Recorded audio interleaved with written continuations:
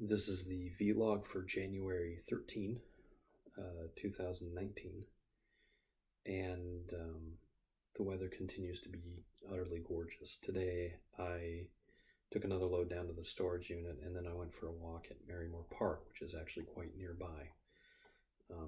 Come to think of it, I could have walked from the storage area to the park. There's a trail that runs behind that leads right up to the park. Would have made my walk quite a bit longer, and it felt fairly long anyways, and I have a blister on my foot now, making me wonder if I really ought to try walking tomorrow or Tuesday, even though it's supposed to be nice until then.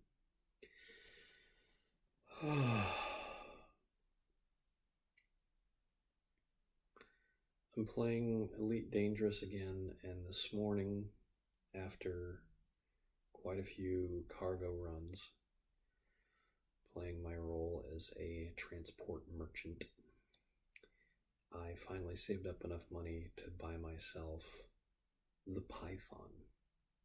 The Python is a spectacular little ship that even within the lore of Elite Dangerous is highly spoken of. In the original games, as I understand it, it was sort of the go-to medium class ship, and it remains the best medium class ship with an asterisk at the end in the current version of the game. Now, the Python is remarkable because it has the most cargo capacity of any medium ship in the game, and because it's a medium ship, it can land in smaller areas, assuming there is an open landing pad on such an area,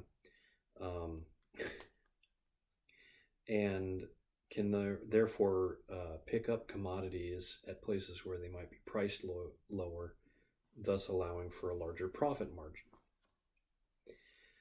I did in fact run into a situation where I went to buy or sell something at a place, and I was unable to land at the station because it was a small station and it had all of its docking platforms currently in use. But eventually I waited long enough and somebody took off, and I swooped in, landed, did my business, and went on my way. Playing a lot of different kinds of games, especially as a job, makes it sort of easier for me to notice little things, although not super easy. In Warframe, whenever you get a new Warframe, it has its own baseline stats and it has its own abilities. The abilities are really what define it aside from the appearance, which you have limited control over. You can change the color and decorate it with armor sets, etc. But the abilities are the core of what sets one frame apart from another. But it's easy to forget, once you've been playing for a while, that the efficacy of those abilities and all the other things about the frame are actually based on mods. And those mods are installed whenever you want, so long as the frame has the capacity. And the capacity is determined by the starting capacity is determined by your mastery rank and whether or not it has a special item installed into it, which doubles its total capacity.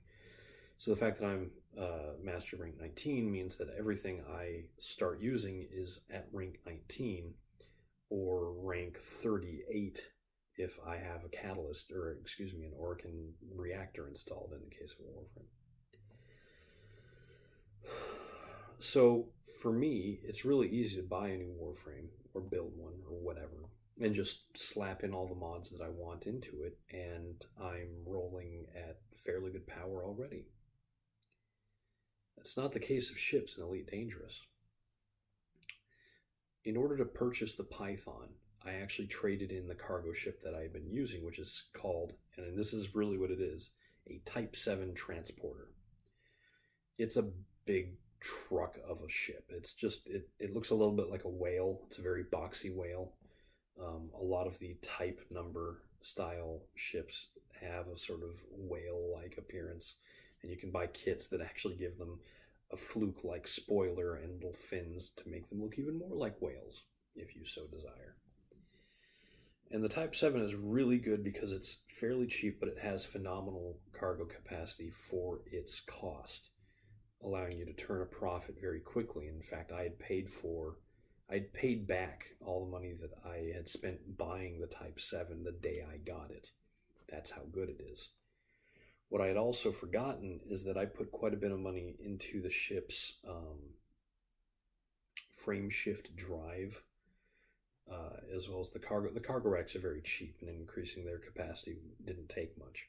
The frame shift drive was a bit more expensive, and when you have the frame shift drive is the special engine that allows you to jump between solar systems and also super cruise while you're in the solar system to get from the star at the center of the system or to planets or outposts.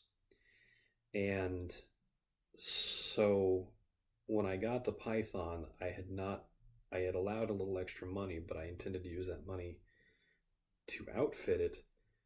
What I'd forgotten is that it costs money to insure the ship so that you'll get it if it blows up.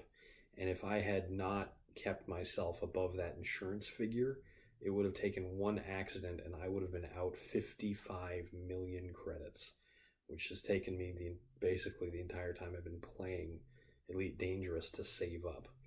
Now I'm back on my way to making money. I've already got 10 more million credits in the bank, so now I'm not in danger of losing the ship to a accident or a pirate attack. I did get interdicted by a pirate today, but I avoided it. The Python is so much nicer than the Type 7.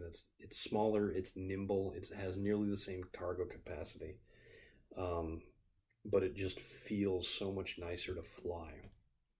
And for starters, it doesn't go up 10% of its heat capacity whenever I try and do a jump, which is something that the Type 7 has a problem with. But when you get a new ship in Elite, you can seriously be at a disadvantage if you don't have that extra money to put back into it to bring it back up to the level of another ship that may have been, chopped up, modified, customized, improved. And that's something that I should have remembered today. But it's been a while since I played Elite. The last time I was playing was March. It was 10 months ago. I'm having a lot of fun with it, and I'm going to keep playing. I have another ship that I'm sort of interested in. I'm going to see about...